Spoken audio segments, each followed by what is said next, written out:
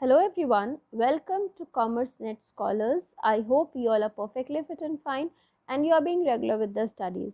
In today's video, the topic that we'll be discussing is centralization and decentralization.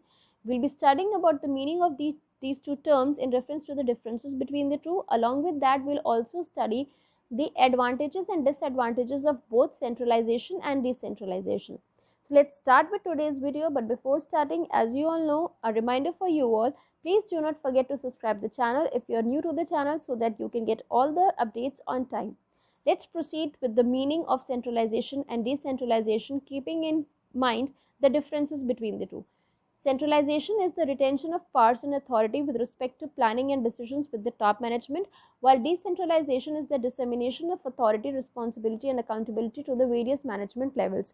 When we are talking about centralization, we simply need to understand that whatever decision making powers are there, whatever policies have to be formulated, whatever rules have to be implemented, everything is to be done by the top level management only. The other levels of management are not going to have any kind of authority regarding this. But when we are talking about decentralization, we simply need to understand that the decision making power is being distributed at the different levels of management. Along with that, there is authority, responsibility, and accountability with the different levels of management, so that the decisions can be taken at a better speed and can be implemented at a better speed to ensure efficiency and effectiveness in the organization. Now, when we are I hope the meaning between the two and the differences between the two are clear to you all. Let's proceed with the advantages of the centralized form of structure. A centralized structure keeps decision making firmly at the top of the hierarchy amongst the most senior management. Now, when we are talking about the centralized form of structure, we simply mean that the decision making power is only and only with the top level management. Okay. Now, when we are talking about the advantages and disadvantages, let's understand what advantages centralization is offering and what are the disadvantages that it is offering. First, let's proceed with the advantages. Easier to implement common policies and practices for the whole business. It is very, very easy when we are talking about centralization. It is very, very easy to get the policies and the procedures implemented at the organizational level, because the decisions are made by the top management only. At the other levels, only the implementation has to be done, so there is no confusion or chaos in the organization. Prevents other parts of business from becoming too independent. This is but obvious that when we are dealing into a business, we are not merely focusing on any one product, or we are not focusing on any one business. We are diversifying our business. We are dealing into a number of products. So whatever decisions will be taken at the head office only, will be taken at the centralized level only, at the top management only. Rest all businesses, rest all levels are merely going to implement them. Easier to coordinate and control from the center, example with budgets. For example, if we take the planning aspect, budget is obviously a type of planning only. So whatever plans we are making at the top management only, so it becomes very easy for us to coordinate and control it from the center. If it is made at the center, if it is made at the top level management, it can be changed at that particular level only. Other levels will just have to implement it. Quicker decision making is usually easier to show strong leadership. So now when we know that one person is vested with the powers and function of taking a decision, it becomes really very simple to make the decisions at a better speed.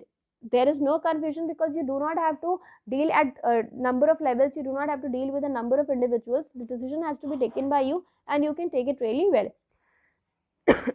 Now, talking about the disadvantages, more bureaucratic, often extra layers in the hierarchy. Now, since there are a number of levels in the organization, and for each and every mere small decision you have to approach to the top level management, it becomes really difficult. And again, this is promoting a situation of bureaucracy in the organization. Local or junior managers are likely to much closer to customer needs. This is something really very important, that the middle level managers and the lower level managers, they have a direct dealing with the customers, and hence it is easier for them to analyze the needs and expectations of the customer in a better manner in comparison to what the top level managers are doing. So when the decisions are made at the top level management, this is but obvious that the customer's needs and expectations are not dealt in with that depth. Next is lack of authority down the hierarchy may reduce manager motivation. Now the different levels at which the managers are there, say for example at the middle or the lower level management, so they are going to lack motivation because they are not given any power, they are not given any authority, they are not given any right to take decisions, so their motivation level might go down.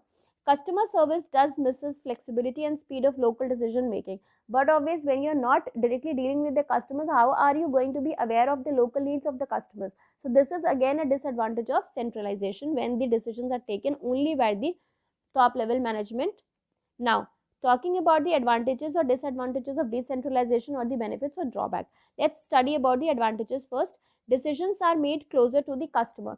Now, since these middle level and lower level managers are into more closeness, more proximity with the customers, they are better aware of their needs and requirements, and hence the decisions that they are taking will be ultimately benefiting the organization because it will attract more number of customers, which will increase in the growth of the organization. Simple thing you need to remember here is the disadvantages of centralization are the advantages of decentralization and vice versa. Now, better able to respond to local circumstances. You are well aware of the customers, you are well aware of the local needs.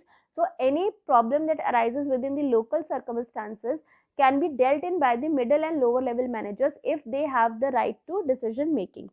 Improved level of customer service, but obvious, consistent with the aiming for a flatter hierarchy. Flatter hierarchy simply here means that now the decision is taken at the individual level of the organization, that is the middle level managers are taking decisions for their own level, lower level managers are taking decisions for their own level for their employees, and hence so forth. So ultimately the hierarchy is quite flatter. Good way of training and developing junior management. Whatever lower levels of organizations, lower levels are there in the organization, this decentralization is going to provide them a better training opportunity. They are now well aware about how to take decisions, how to implement actions, and should improve staff motivation. But obvious, when you are given certain authority, when you are given certain rights, your motivation gets boosted up. Now, talking about the disadvantages, decision making is not necessarily strategic. Whatever decisions are made at the middle level and the lower level management, they are not strategic in nature.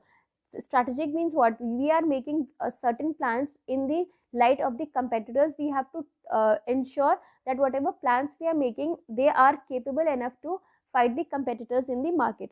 So considering these kinds of plans cannot be made at the middle and lower level managers because they lack that kind of expertise and closeness with the competitors. They have closeness with the customers, but the competitors, they lack somewhere. Harder to ensure consistent practices and policies at each location. You are not, it becomes difficult for the top level manager to track about which decision was taken at what level. Maybe some diseconomies of scale, example duplication of roles. When everybody is free to take decisions, but obvious that there will be duplication of roles. Who provides strong leadership when needed, example in a crisis. Now this is a very big question, that who is going to lead a particular situation when there is a situation of crisis. That means who is going to provide a better leadership, whose decision should be followed. And harder to achieve tight financial control, risk of cost overruns. Whenever we are talking about decentralization, since this decision making has to be done at different levels, so it becomes a costly affair altogether. Now, summing up about both the terms centralization and decentralization, this might create a confusion in your mind that which of the two forms is better for the organization. So whatever prominent decisions have to be taken regarding the plans, the policies, the rules, the methods, all that have to be decided at the top level management only. So these decisions should be centralized. The prominent decisions should be centralized in the organization, while the decisions of the day-to-day activity should be decentralized, which can be taken by the middle level or lower level managers itself on their own.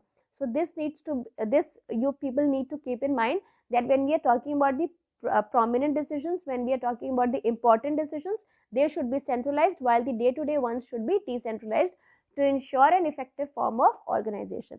I hope any doubts or confusions you had between the two is now clear to you all. Still any confusion, you can mention down in the comment section below. That's all for today. Thank you and have a nice day.